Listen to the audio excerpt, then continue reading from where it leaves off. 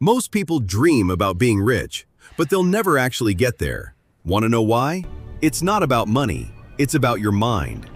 Rich people think completely differently, and most of us were never taught how. By age 7, your money mindset is basically locked in. If your family was broke, you learned to think broke. If they were anxious about money, you inherited that anxiety. It's not your fault, but it is your responsibility to fix it. Here's the problem. You can read every book, watch every video, but until you actually change how you think about money, nothing changes. Knowledge without mindset shift is useless. So here's what rich people do differently. They don't just earn money, they compound it. They invest small amounts consistently. They understand that time plus consistency equals exponential growth. Most people focus on the paycheck. Rich people focus on what happens after.